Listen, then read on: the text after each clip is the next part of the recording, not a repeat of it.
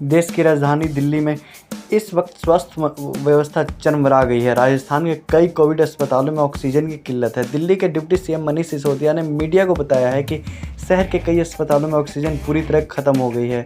सरोज राठी, शांति मुकुट, तीरथ राम अस्पताल, यूके अस्पताल, जीवन अस्पताल का कहना है कि हमारे यहाँ ऑक्सीजन खत्म हो गई है।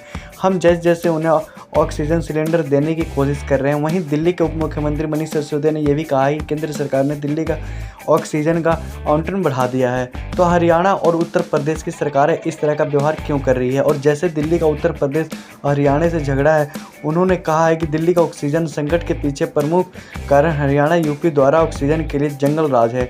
उनकी सरकार, अधिकारी और पुलिस उनका ऑक्सीजन संयंत्रों से दिल्ली से आपूर्ति नहीं होने दे रही है। हमारे अधिकारियों ने उनके अधिकारियों से बात की है। हमने भारत सरकार से बात करने की कोशिश भी की है।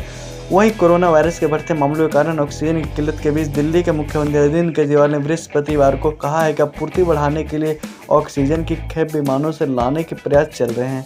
केजरीवाल ने कोविड-19 मरीजों के उपचार के लिए दिल्ली का ऑक्सीजन का कोटा बढ़ाने के लिए केंद्र और उच्च न्यायालय प्रयासों की सराहना की और कहा कि राष्ट्रीय राजधानी में आपूर्ति पहुंचने लगी है।